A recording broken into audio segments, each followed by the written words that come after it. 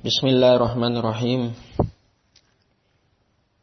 Innal hamdalillah nahmaduhu wa nasta'inuhu wa nastaghfiruh wa na'udzu billahi min shururi anfusina wa min sayyiati a'malina. May yahdihillahu fala mudhillalah wa man yudlil fala hadiyalah. Asyhadu an la ilaha illallah wahdahu la syarikalah wa asyhadu anna Muhammadan abduhu wa rasuluh sallallahu alaihi wa ala alihi wa ashabihi wa man tabi'ahum bi ihsanin ila yaumiddin. Wa qala Allah ta'ala ya ayyuhalladzina amanu taqullaha haqqa tuqatih wa la tamutunna illa wa antum muslimun. Ya ayyuhan nasu taqu rabbakumul ladzi khalaqakum min nafsin wahidah wa khalaqa minha zawjaha wa batha minhuma rijalan katsiran wa nisaa'a wattaqullaha alladzi tasaaluna bihi wal arham innallaha kana 'alaikum raqiba. Ya ayyuhalladzina amanu taqullaha wa qulu qawlan sadida yuslih lakum a'malakum wa yaghfir lakum dhunubakum wa may yuti'illaha wa rasulahu faqad faza fawzan 'azima. Amma ba'd. Fa inna asdaqal hadithi kalamullah wa khairal huda huda nabiyyina Muhammadin sallallahu alaihi wa ala alihi wa sallam wa syarrul umuri muhdatsatuha fa inna kulla muhdatsatin bid'ah wa kulla bid'atin dhalalah wa kulla dhalalatin finnar. Ikhwani wa akhwati fillah rahimani wa rahimakumullah. Barakallahu fikum. Kita bersyukur kepada Allah Subhanahu wa taala yang sampai saat ini Allah Subhanahu wa taala memberikan kita kenikmatan. Di antara kenikmatan yang Allah berikan kepada kita adalah waktu luang untuk menuntut ilmu syar'i, yang mana ini merupakan jalan tercepat menuju jannatullah, surga Allah Subhanahu wa ta'ala. Ikhwani wa akhwati fillah rahimani wa rahimakumullah. Pada tanggal 27 Al-Muharram 1442 Hijriah, hari Selasa ini, jadwal kita adalah kajian kitab Al-Mulakhas fi Syarhi Kitab Tauhid. Al-Mulakhas, syarah dari kitab Tauhid, karya Fadilatus Syekh Ad-Doktor Saleh bin Fauzan bin Abdullah Al-Fauzan, sebagai kitab dari syarah Kitab Tauhid. Barakallahu fikum. Kitab Tauhid yang disusun oleh Syekhul Islam Muhammad ibn Abdul Wahhab An-Najdi At-Tamimi rahimahullah. Kemudian disyarah oleh Asy-Syaikh Shalih Al-Fauzan di antara syarah yang beliau miliki selain kitab I'anatul Mustafid, syarah kitab Tauhid, beliau juga memiliki kitab Al-Mulakhas, syarah dari kitab Tauhid juga. Barakallahu fikum. Pembahasan pada kali ini masih melanjutkan bab yang kemarin, yakni bab maja'a minat taqlid fi man abadallah inda qabri rajulin saleh fa kaifa idza abadahu. Bab tentang penjelasan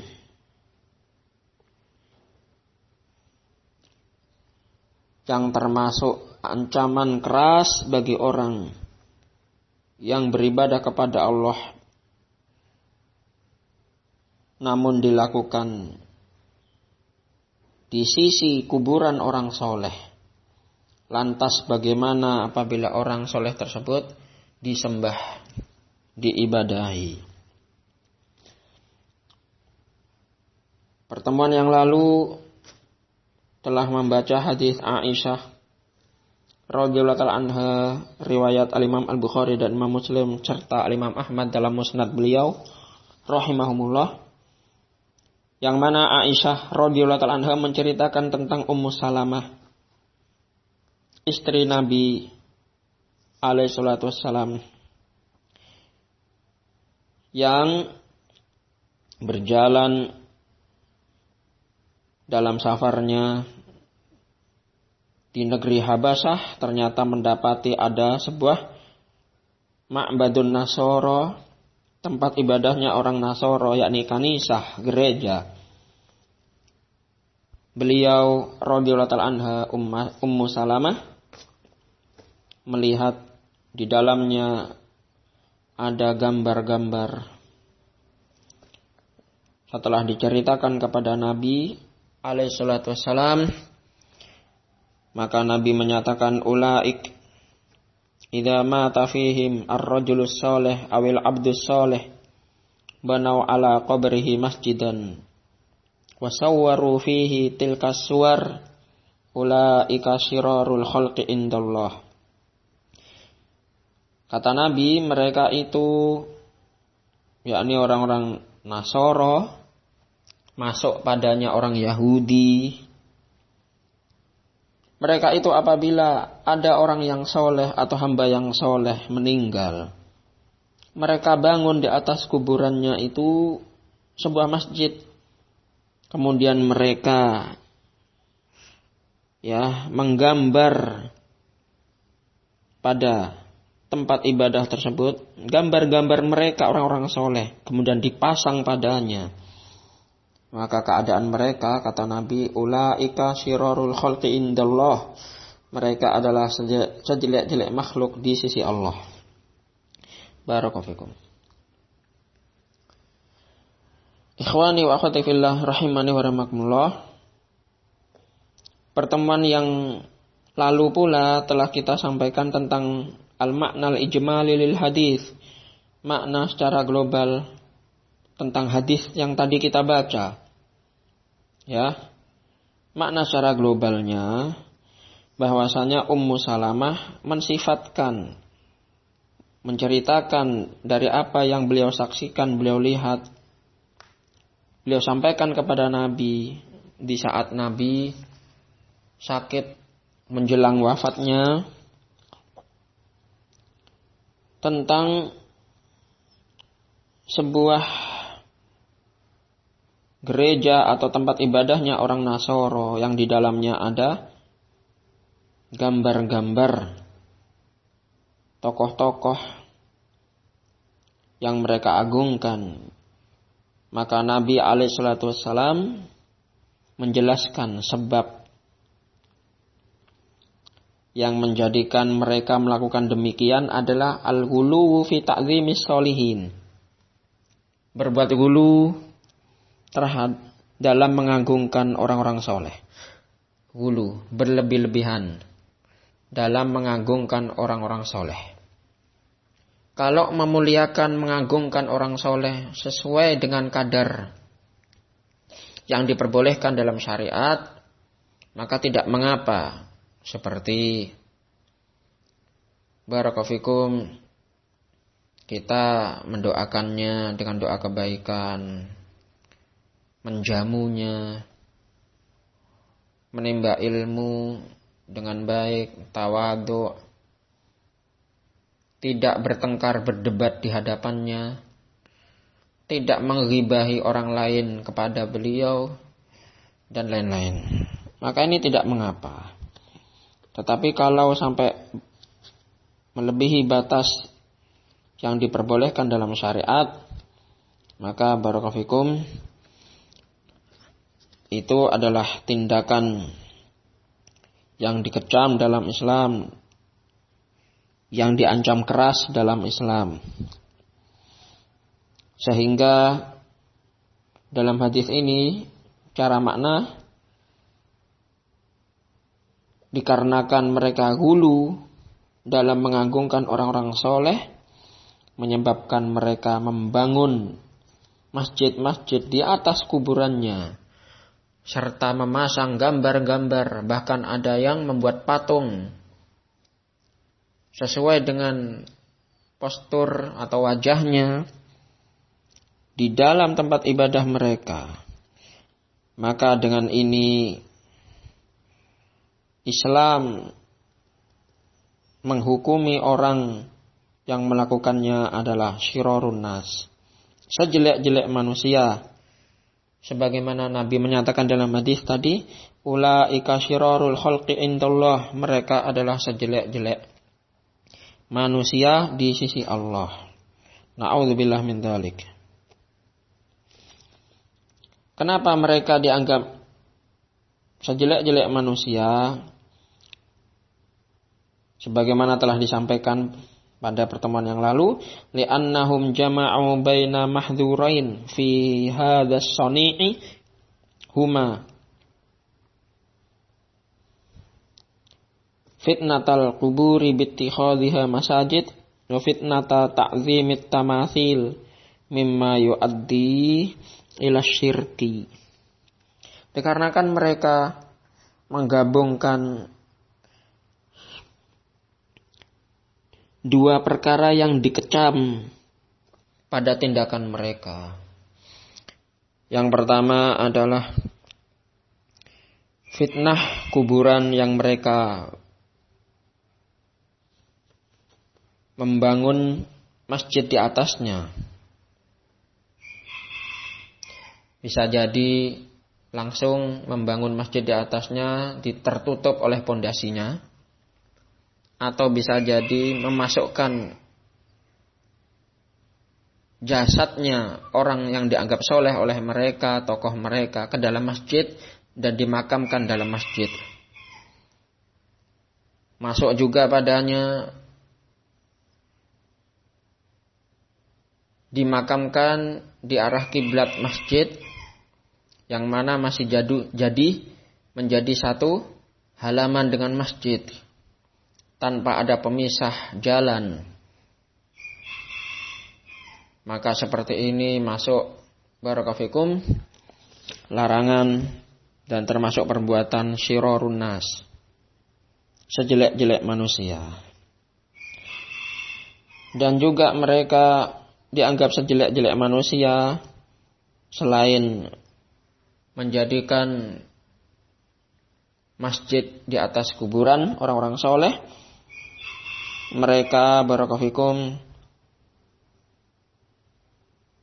mengagungkan orang-orang soleh dengan membuat patung-patung atau gambar-gambar yang kemudian dipasang, dipajang, yang mana dengan itu yu'addi ila syirki, bisa menghantarkan kepada kesyirikan, membuat orang yang seharusnya ingat Allah akhirnya selalu ingat dengan orang yang dibanggakannya dari kalangan orang soleh yang mereka banggakan. Akhirnya mereka merasa nyaman dengan mengingat orang soleh daripada mengingat Allah. Maka inilah kesyirikan Barakallahu fikum. Ikhwani wa akhwati fillah rahimani wa rahimakumullah. Kemudian kita baca sisa dari penjelasan Fadilatus Syekh Ad-Doktor Shalih Al-Fauzan hafizahullah taala. Beliau menyatakan dalam syarah kitab tauhid ini Al-Mulakhas, beliau menyatakan munasabatul hadits lil bab. Kesesuaian hadis ini dengan bab ini adalah anna fihi ad-dalalah al-wadihah alal man'i min ibadatillah inda quburis sholihin wattikhadhiha masajid. Lianna dzalika min fi'lin nasara wa man fa'alahu fahuwa min syiraril khalqi. Kesesuaian hadis ini dengan bab ini adalah bahwasanya pada hadis tersebut menunjukkan penjelasan yang sangat jelas atas larangan beribadah kepada Allah yang dilakukan di samping kuburan, di sisi kuburan orang soleh. Dan juga ada larangan yang tegas, larangan ancaman yang keras, menjadikan masjid di atas kuburan orang soleh, atau memasukkan kuburan orang soleh ke dalam masjid, atau menjadikan satu masjid dengan kuburan orang soleh dalam satu halaman. Maka ini dilarang. Li'anna dzalika min fi'lin nasara, karena itu adalah perbuatan orang-orang Nasara. Dan barang siapa yang melakukannya, maka dia termasuk min syiraril khalqi, manusia yang paling jelek di sisi Allah Subhanahu wa taala. Barakallahu fikum.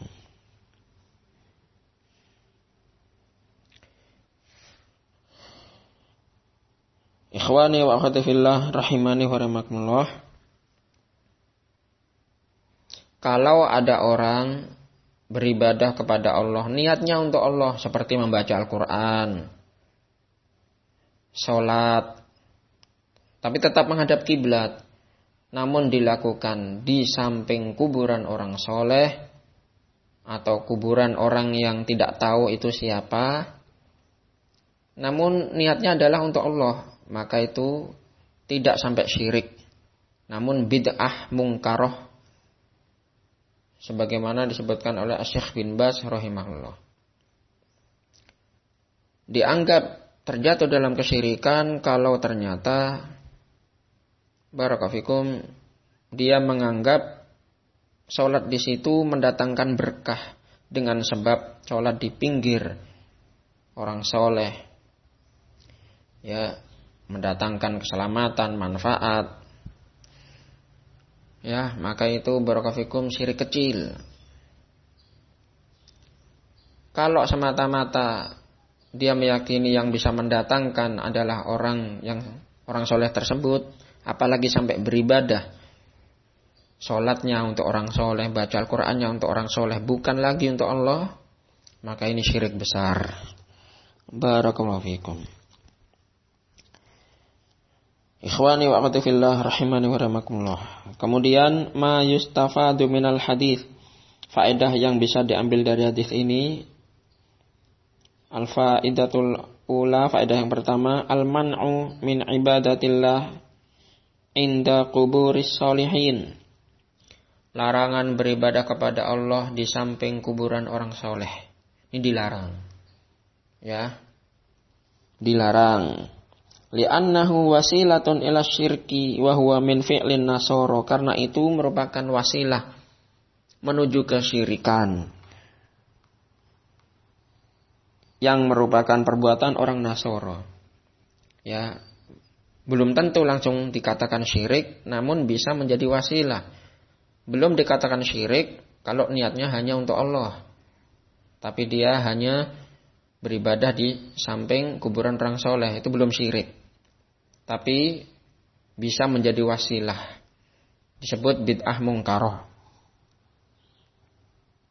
Ya, bisa syirik besar kalau malah dia niatnya, ibadahnya diperuntukkan untuk penghuni kubur tersebut. Maka ini syirik besar. Barakallahu fikum. Yang kedua, at-tahadduts amma yaf'aluhul kuffar liyahdharahu al-muslimun. Faedah yang bisa diambil dari hadis ini, faedah yang kedua adalah bolehnya menceritakan sesuatu yang biasa dilakukan oleh orang kafir supaya kaum muslimin bisa berhati-hati darinya. Bukan untuk menirunya, mengikutinya, namun supaya berhati-hati darinya karena mengetahui kejelekan mereka. Hal ini sebagaimana disampaikan oleh Nabi alaihi salatu wasallam kepada istri beliau, Ummu Salamah, yang dengan itu supaya beliau, keluarga beliau, para sahabat dan seluruh kaum muslimin berhati-hati menjauhi perbuatan orang-orang kafir, baik itu Yahudi dan Nasrani, dalam mengagungkan orang-orang soleh secara berlebih-lebihan sampai pada tingkat kebid'ahan yang mungkar atau pada tingkat kesyirikan. Yang ketiga, at-tahdhir minat taswir wa nasbis suwar.